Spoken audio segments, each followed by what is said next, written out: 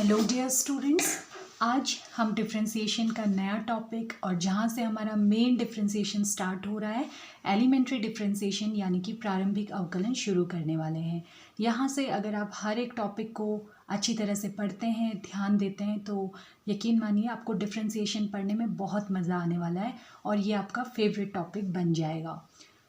आपको ये अच्छी तरह से सीखना ज़रूरी है, इसलिए भी क्योंकि ये यूनिट 4 आपको मालूम है 35 मार्क्स के लिए बहुत इंपॉर्टेंट है।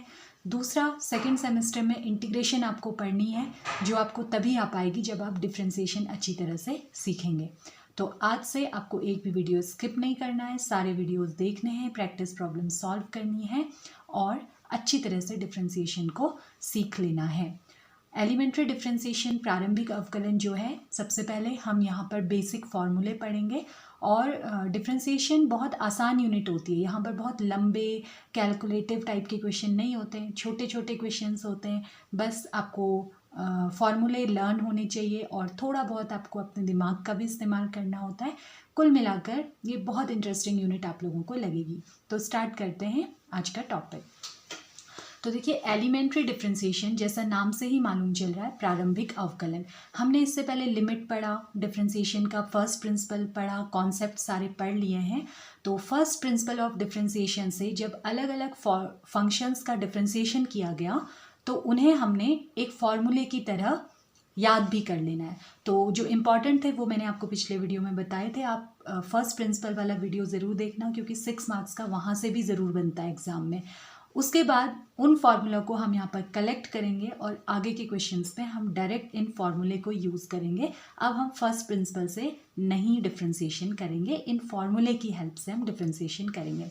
तो सबसे पहले फर्स्ट फार्मूले पे आती हूँ। पहला फार्मूला होता है d/dx ऑफ c।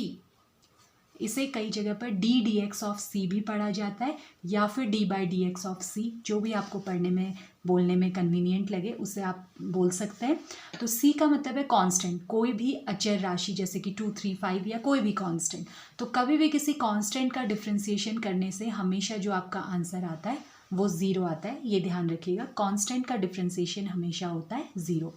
इसके बाद सेकेंड हम आ जाते हैं, जो फंक्शन हमने फर्स्ट प्रिंसिपल से भी हमने इसका डिफरेंशिएशन फाइंड किया था, d/dx ऑफ x की पावर n। तो हमने वहाँ पर फर्स्ट प्रिंसिपल से इसे प्रूव भी किया था। ये आता है n x की पावर n-1। तो ये लगभग हर क्वेश्चन में यूज़ होने वाला फंक्शन है, आपको याद कर लेना है। x की अगर कोई पावर है तो उसका डिफरेंशिएशन करने के बाद आपका आता है n, यानी पावर शुरू में आ जाएगी और x की पावर n-1 हो जाएगा। क्वेश्चंस में हम देखेंगे कि कैसे ये वर्क करता है। नेक्स्ट आ जाता है आपका, ये भी बहुत ही इंपॉर्टेंट है, d/dx ऑफ e की पावर x। तो e की पावर x यानी कि एक्सपोनेंशियल फंक्शन, ये होता है आपका इसका डिफरेंशिएशन e की पावर x ही होता है। तो ये भी एक बड़ा ही इंटरेस्टिंग फंक्शन है जिसमें e की पावर x का डिफरेंशिएशन करने के बाद आपको e की पावर x ही मिलता है। बाद में आप पढ़ेंगे इंटीग्रेशन में भी e की पावर x का इंटीग्रेशन भी e की पावर x ही होता है, तो इसे आप ध्यान रखिएगा। इसके बाद आता है d/dx ऑफ a की पावर x। तो a की पावर x भी एक एक्सपोनेंशियल फंक्शन है, लेकिन यहाँ पर जो a है ये कोई भी कांस्टेंट हो सकता है, 1, 2, 3, 4, 5, 6 एनी कांस्टेंट। ये जो e होता है ये एक स्पेसिफिक कांस्टेंट होता है जिसकी वैल्यू 2 से 3 के बीच में आती है, जबकि a कोई भी कांस्टेंट हो सकता है। तो a की पावर x का डिफरेंशिएशन भी इसी की तरह a की पावर x तो होता है, साथ में log e बेस पर a एक्स्ट्रा आ जाता है। जैसे e की पावर x का e की पावर x होता है, a की पावर x का भी a की पावर x तो होता है, साथ में एक आ जाता है log e बेस पर a। ठीक है, अगला देखेंगे हम logarithmic function d/dx of log x। Maths में जहाँ पर भी बेस नहीं लिखा है इसका मतलब होता है वो e बेस पर होता है, जबकि आप फिजिक्स या केमिस्ट्री में देखते हैं तो 10 बेस वाला होता है, जहाँ बेस नहीं लिखा रहता तो आप उसे 10 बेस मानते हैं। यहाँ पर को मैथ्स में आपको ई बेस ही ज़्यादातर दिखाई देगा। तो log x का डिफरेंशिएशन होता है 1/x। ये लॉगरिथमिक फंक्शन, एक्सपोनेंशियल फंक्शन, ये सारी बड़ी इंटरेस्टिंग चीज़ें होती हैं, एक दूसरे से रिलेटेड होती हैं। ये कॉन्सेप्ट्स भी आपके क्लियर होने चाहिए। कभी टाइम मिला तो मैं अलग से एक वीडियो में आपको बताऊंगी ये सब चीज़ें क्या होती हैं। फिलहाल हम डिफरेंशिएशन पर जितना यूज़ होना है वो देख रहे हैं। अच्छा, इसके बाद आ जाता है d by d x of log A base पर एक्स। तो सेम बात हो गई, ए यानी ए की जगह पर कोई भी कांस्टेंट 2 3 4 5 एनी कांस्टेंट हो सकता है, कोई भी पॉजिटिव इंटीजर। ठीक, तो लॉग ए एक्स का डिफ्रेंसिएशन भी जैसे लॉग ई एक्स का 1/x होता है, इसका भी 1/x होता है, लेकिन साथ में एक आ जाता है लॉग ई बेस पर ए। कहीं जैसे यहाँ पर लॉग ई बेस पर ए लिखा था, ऐसे ही इसका अपॉन में आ रहा है, देखिए लॉग ई बेस पर ए। कहीं कहीं पर इसे नीचे ना लिख के ऐसा भी लिखा रहता है 1/x। अगर ये ऊपर चला जाता है तो बेस एक्सचेंज हो जाता है, ए बेस पर ई, ऐसा भी लिखा रहता है। तो मैं ये वाला फॉर्मूला ज़्यादा प्रेफर करती हूँ, आपको कहीं बुक में ऐसा भी मिल सकता है। तो ट्रिग्नोमेट्रिक फंक्शन के डिफ्रेंसिएशन मैं इधर लिख लेती हूँ। 6 नंबर मेरा चल रहा है, 7th नंबर मैं लिखूँगी d by d x of sine x equals to, तो साइन एक्स का डिफ्रेंसिएशन होता है कॉस एक्स। इसी तरह से नेक्स्ट हम देखेंगे D by d x of cos x. Cos x का डिफ्रेंसिएशन होता है माइनस साइन एक्स। अगर आपने 11th 12th क्लास में ये पढ़ा हुआ है पहले, तो आपको याद आ रहे होंगे, ये फॉर्मूले आपने वहाँ पर भी बहुत अच्छी तरह से लर्न किए होंगे। D by d x of 10x, 10x का डिफ्रेंसिएशन क्या होता है आपको लर्न करना है, सेक स्क्वायर एक्स। इसके बाद होता है d by d x of cot x. Cot x का डिफ्रेंसिएशन होता है माइनस कोसेक, कोसेक बोलना चाहिए, कॉसेक भी कुछ लोग बोलते हैं, कोसेक या कॉसेक स्क्वायर एक्स। ठीक है, उसके बाद आया d by d x of cosec x. तो कोसेक एक्स का डिफ्रेंसिएशन होता है minus cosec x cot x. और आखिरी फॉर्मूला आ जाता है 12th formula, d by d x of cot x, sorry sec x. Sec x का डिफ्रेंसिएशन हो जाता है सेक एक्स 10x। तो ये 12 फॉर्मूले हैं जो आपको लर्न करने ज़रूरी हैं। ये फॉर्मूले अगर आप लर्न कर लेते हैं तो आगे डिफ्रेंसिएशन आपको बहुत मज़ेदार लगने वाला है। ये फॉर्मूले लर्न नहीं करते तो आप एक क्वेश्चन भी सॉल्व नहीं कर सकते। इसलिए सबसे पहले इन फॉर्मूलों को लिखिए, कहीं पर नोट कीजिए, आप इसको अपने वॉलपेपर बना लीजिए, आप अपनी दीवार पर चिपका लीजिए, सुबह उठ के पढ़िए, जैसे भी करते हैं, कोई ऑप्शन नहीं है, ये फॉर्मूले आपको लर्न करने ज़रूरी हैं, तभी आपको डिफ्रेंसिएशन आएगा। तो एक बार इन फॉर्मूले के बारे में एक ट्रिक बता देती हूँ। आप देख रहे हैं कि 6 ट्रिग्नोमेट्रिक फंक्शन होते हैं, sine, cos, tan, cot, cosec और सेक। इनमें से 3 नेगेटिव होते हैं। कॉस एक्स, कॉट एक्स और कोसेक एक्स का जब डिफ्रेंसिएशन करते हैं तो आंसर नेगेटिव आता है। तो ये जो सी से स्टार्ट हो रहे हैं, देखिए सी से कॉस, सी से कॉट, सी से कोसेक, तो ये तीनों जो सी फंक्शन होते हैं, सी फंक्शंस का डिफ्रेंसिएशन अवकलन जो होता है वो होता है नेगेटिव, माइनस आता है आंसर में। ठीक हो गया। बाद में इन्वर्स फंक्शंस के डिफ्रेंसिएशन भी हम देखेंगे, उसे हम एक नेक्स्ट वीडियो में डिस्कस करेंगे। 2 और बेसिक रूल्स यहाँ पर मैं आपको बता देती हूँ। एक तो हो जाता है d d x of f x plus g x. अगर आपके कोई 2 फंक्शन सम के रूप में है, ठीक है, जैसे कि sign x plus log x, इस तरह से, तो ऐसे केसेस में क्या होता है, दोनों का डिफ्रेंसिएशन अलग अलग हो जाता है। यानी कि ये जो बाहर से डी बाई डी एक्स आपने लिखा है वो दोनों के साथ अंदर चला जाएगा। D by d x of f x plus d by d x of g x. ठीक हो गया। सेम यही चीज़ होती है माइनस में भी। अगर बीच में माइनस है तो भी ये डी बाई डी एक्स दोनों के साथ अलग अलग चला जाता है, और ये डिफ्रेंसिएशन उसके बाद डायरेक्ट आप इसका डिफ्रेंसिएशन और इसका डिफ्रेंसिएशन कर लेंगे। एक और चीज़ होती है, अगर कोई 2 फंक्शन इनटू में है या अपॉन में है, हमने कहा प्लस में करने पर अलग अलग डिफ्रेंसिएशन हो जाएगा, माइनस में करने पर भी अलग अलग डिफ्रेंसिएशन हो जाएगा। अगर एफ एक्स इंटू जी एक्स है या एफ एक्स अपॉन जी एक्स है तो क्या होता है, उसके लिए हम सेपरेट देखेंगे, वहाँ पर फॉर्मूले यूज़ होते हैं, इतनी आसानी से डिफ्रेंसिएशन नहीं होता है। अगर किसी फंक्शन के साथ कोई कांस्टेंट मल्टीप्लिकेशन में, मान लीजिए 5 साइन एक्स है, सी कोई कांस्टेंट के साथ एफ एक्स यानी कोई एक्स का फलन जैसे कि साइन एक्स है, तो ऐसे केस में जब कांस्टेंट मल्टीप्लिकेशन में किसी के साथ होता है तो ये सी बाहर आ जाता है, c d by d x of f x हो जाता है, डिफ्रेंसिएशन से बाहर आ जाता है सी। तो ये 2 फॉर्मूले भी आप यहाँ पर लर्न कर लीजिए। इतने फॉर्मूले आपको फ़िलहाल सीखने हैं और इनसे आपकी डिफ्रेंसिएशन की आधी जंग तो फतह हो जाती है। ठीक है। इसको एक चीज़ और इसके बारे में बताती हूँ। अगर आप D by d x of constant जैसे कि 5 अकेले निकालते हैं तो खाली अकेला कांस्टेंट है तो आपको पता है कि कांस्टेंट का डिफरेंशिएशन 0 होता है। लेकिन अगर अब यही कांस्टेंट किसी के साथ मल्टीप्लिकेशन में है, जैसा कि ये वाला केस है, तो 5 बाहर आ जाएगा और डी डी एक्स ऑफ ई की पावर एक्स बचा रह जाएगा। और ई की पावर एक्स का डिफरेंशिएशन अभी मैंने बताया कितना होता है, ई की पावर एक्स। तो ये 5 बचा रह गया था और ये वाला जो पार्ट है ई की पावर एक्स का डिफरेंशिएशन आ गया ई की पावर एक्स। तो इस चीज़ को भी आप समझ लीजिए, ये इंपॉर्टेंट पॉइंट मैंने आपको बता दिया। तो अब हम देखते हैं इस पर बेस्ड कुछ प्रॉब्लम्स। तो फर्स्ट क्वेश्चन है आपका, अवकलन कीजिए। 2-3 प्रॉब्लम्स आपको गिवन है। तो सबसे पहले जिसका भी डिफरेंशिएशन करना है आप उसे y मान लीजिए, y equal to x cube, y equal to f x लिखते हैं। तो एफ एक्स यानी कि ये फंक्शन, यानी जो भी आपको फलन दिया उसको आप y मान लेंगे। तो अब आपको अवकलन करना है, यानी कि आपको d y by d x निकालना है। y का डिफरेंशिएशन होता है d y by d x. तो इधर भी आप डी बाई डी एक्स लगा देंगे, ये आपका आ जाएगा d by d x of x cube. तो कौन सा फॉर्मूला यहाँ पर यूज़ होना है, सिंपल जो फर्स्ट फार्मूला आपने पढ़ा था, d by d x of x की power n equals to n x की पावर एन माइनस 1। तो यहाँ पर एन क्या है, एक्स की पावर एन था, यहाँ पर आप एन की जगह देख रहे हैं कि 3 है। तो ये आपका क्या बन जाएगा, एन यानी 3, एक्स की पावर एन यानी 3 माइनस 1, दैट मीन्स ये आपका बन जाएगा 3x स्क्वायर। तो d y by d x आपका आ गया कितना, 3x स्क्वायर। ठीक हो गया।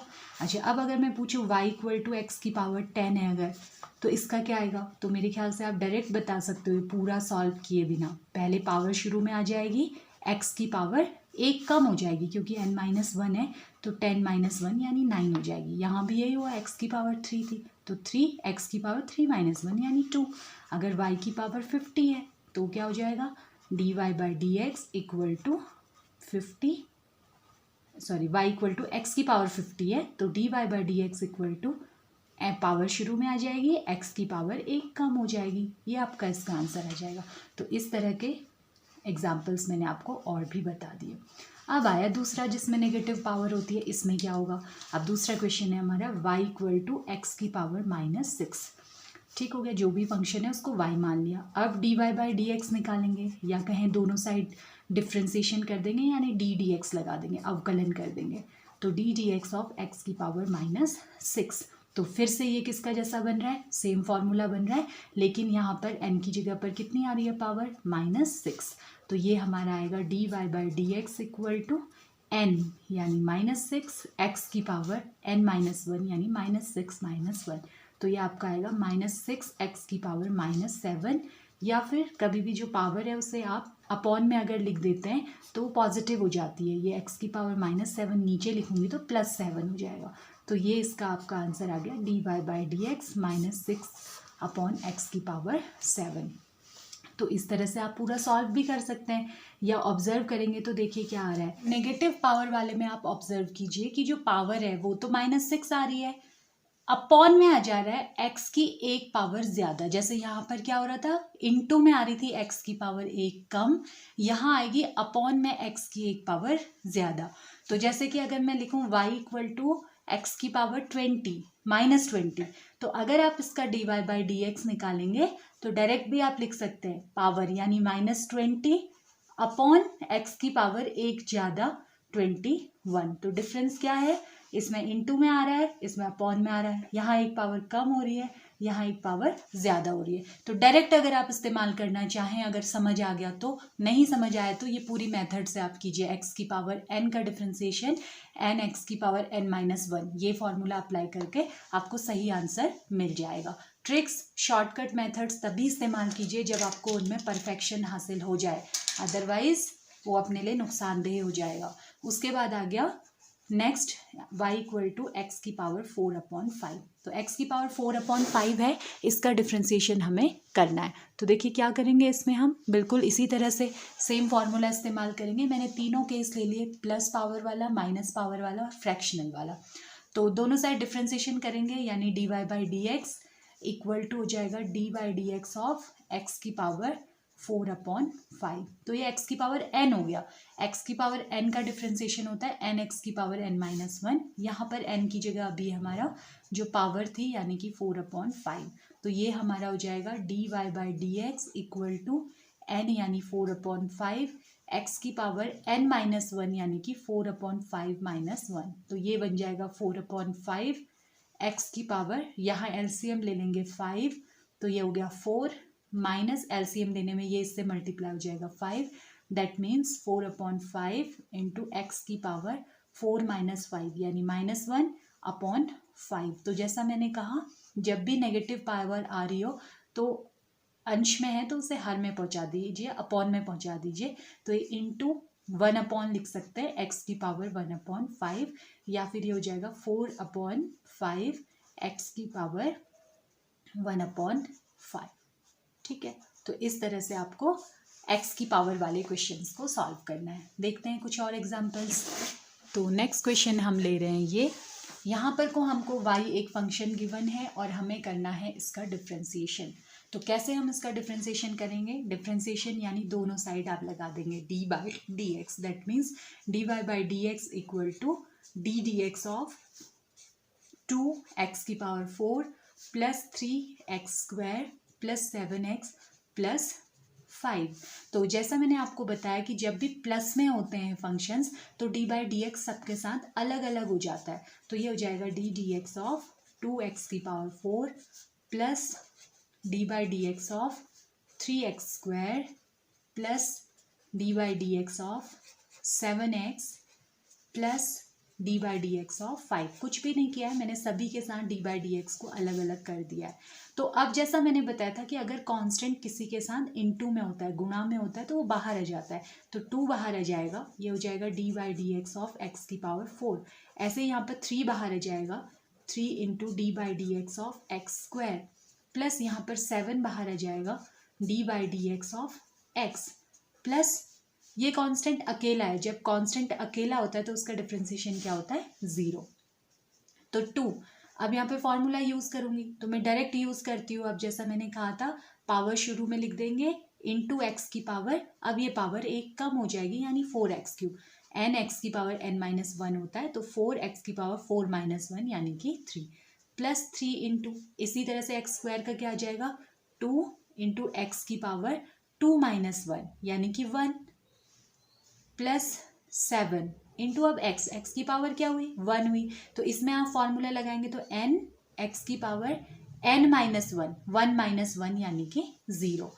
तो ये हो जाएगा 2 into 4 8x³ plus 6x power 1 है छोड़ सकते हैं प्लस 7x की पावर 0, किसी भी नंबर की पावर 0 आए तो 1 ही होता है। तो ये हो जाएगा 8x³ प्लस 6x प्लस 7। तो देखिए कितना आसान और अच्छा क्वेश्चन था। इस तरह से आपको करना होता है डिफ्रेंसिएशन। और करेंगे क्वेश्चंस। तो अगली प्रॉब्लम आपके पास है y equal to 5 log x plus cot x। तो दोनों साइड अवकलन करना है यानी कि dy/dx equal to d/dx of ये पूरा function 5 log x plus cot x।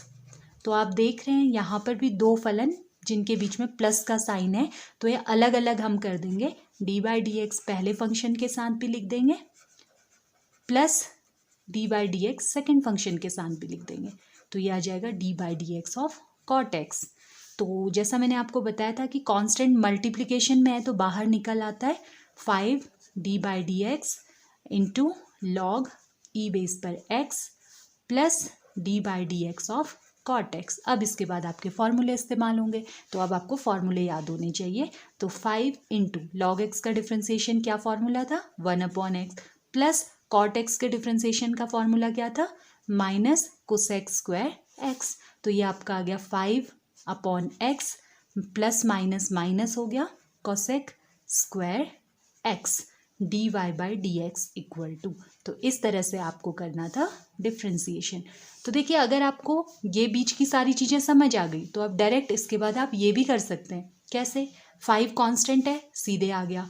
log x का डिफ्रेंसिएशन होता है 1/x यानी कि मल्टीप्लाई होगा तो 5/x प्लस कॉट एक्स का डिफ्रेंसिएशन होता है minus cosec square x, plus minus minus हो जाएगा, तो डायरेक्ट भी आप इसको ऐसे लिख सकते हैं। कैलकुलेशन में आप मेथड शॉर्ट अपना सकते हैं और जो स्टेप्स हैं कैलकुलेशन वाले स्टेप्स को कम किया जा सकता है। ठीक है, अगला क्वेश्चन। तो नेक्स्ट क्वेश्चन 2 मार्क्स के लिए इंपॉर्टेंट भी है। आपका क्वेश्चन है y इक्वल टू ई की power 4 log x।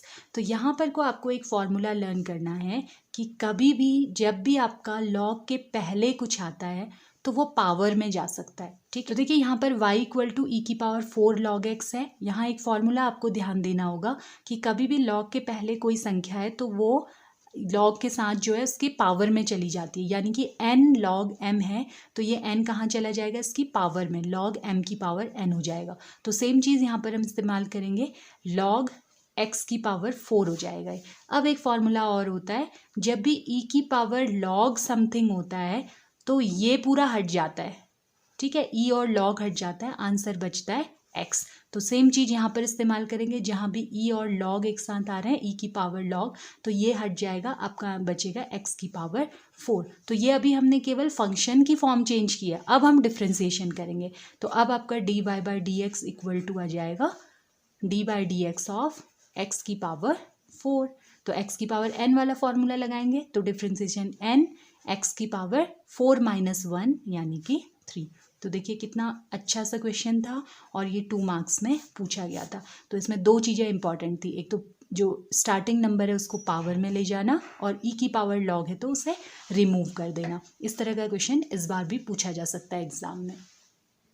Next question भी बहुत आसान है, मुझे ये क्वेश्चन भी इंपॉर्टेंट लगता है, या इस तरह का क्वेश्चन। तो ये आपको फलन दिया हुआ है, आपको डिफ्रेंसिएशन करना है।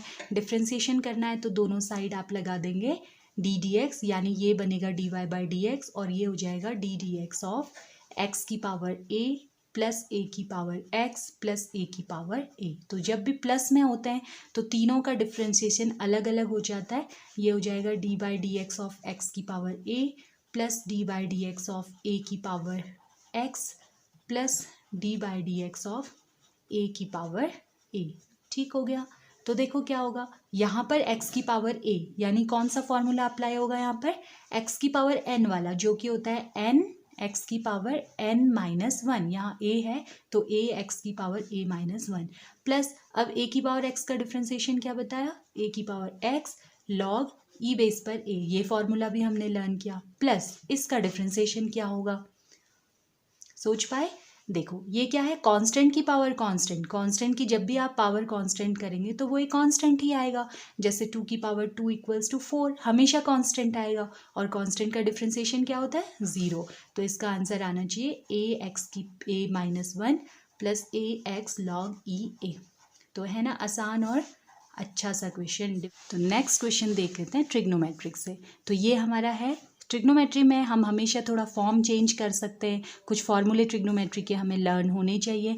यहाँ पर मैं क्या करूँगी देखना, पहले इस फंक्शन को ही थोड़ा सा सॉल्व कर लेती हूँ। साइन एक्स ऐसे ही आया, जो कोसेक एक्स है उसका डिफ्रेंसिएशन क्या होता है, कोसेक एक्स को हम लिख सकते हैं 1 अपॉन साइन एक्स। जो कोसेक एक्स होता है वो साइन एक्स का व्युत्क्रम रेसिप्रोकल होता है, तो इसकी जगह मैंने लिख दिया 1 upon sine x, plus sec x को लिखा जा सकता है 1 अपॉन कॉस एक्स। ये फॉर्मूले होते हैं ट्रिग्नोमेट्री के, सेक होता है कॉस का उल्टा यानी 1 अपॉन कॉस एक्स। इसी तरह से जो कॉट एक्स है, कॉट एक्स को हम लिख सकते हैं cos x upon sine x, cot का फॉर्मूला होता है ये। तो देखो यहाँ साइन से साइन कट गया, यहाँ कॉस से कॉट कट गया, ये बचा आपका 1 प्लस यहाँ पर बच गया 1 अपॉन साइन एक्स, यानी साइन एक्स का उल्टा 1 अपॉन साइन एक्स जो होता है वो होता है आपका cosec x, 1 plus cosec x. ठीक हो गया, y इक्वल्स टू, अब हम डिफ्रेंसिएशन करेंगे, डिफ्रेंसिएशन यानी d y by d x equal to, यहाँ भी डी डी एक्स लगा देंगे, किसका, इस पूरे का 1 प्लस कोसेक एक्स। तो ये डिफ्रेंसिएशन दोनों का अलग अलग हो जाएगा क्योंकि बीच में प्लस है, तो D by d x of 1 plus d by d x of cosec x.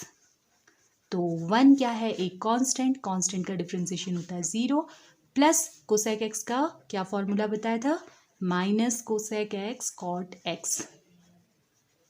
तो 0 तो हम छोड़ सकते हैं, प्लस माइनस माइनस हो गया, कोसेक एक्स कॉट एक्स हमारा आ गया है आंसर। तो देखो डिफ्रेंसिएशन में फॉर्मूले लर्न करना बहुत ज़रूरी है।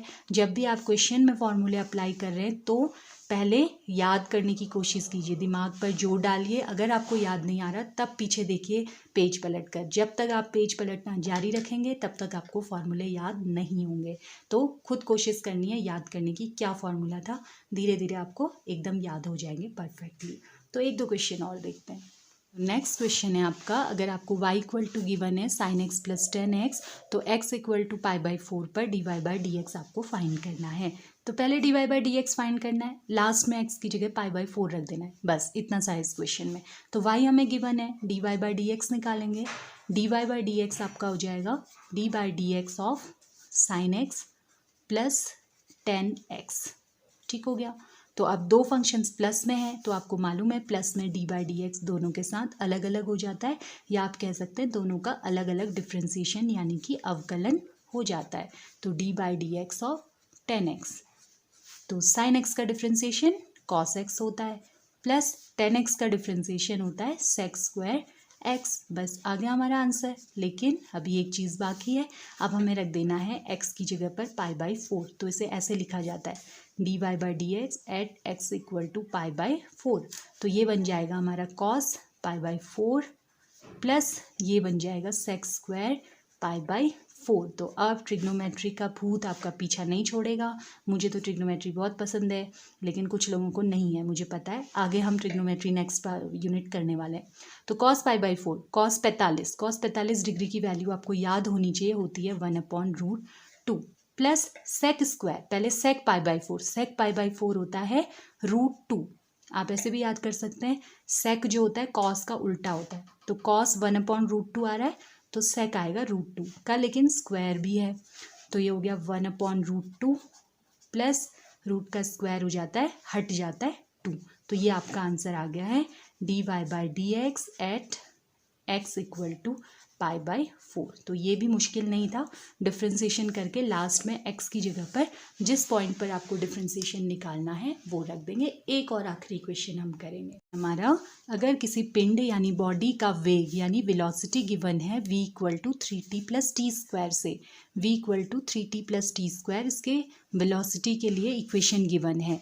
तो 4 सेकंड के बाद बॉडी का त्वरण यानी कि एक्सीलरेशन आपको फाइंड करना है। तो यहाँ पर थोड़ा सा आपका फिजिक्स का भी एक कॉन्सेप्ट यूज़ होगा।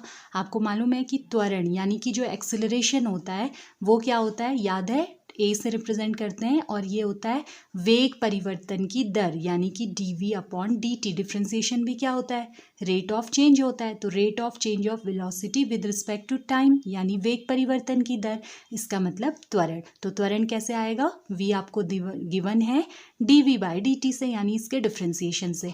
तो v क्या था हमारा, d/dt, v हो गया आपका 3t प्लस टी स्क्वायर। तो डिफ्रेंसिएशन करेंगे तो दोनों फंक्शंस का अलग अलग हो जाएगा, d/dt of 3t plus d/dt of T square.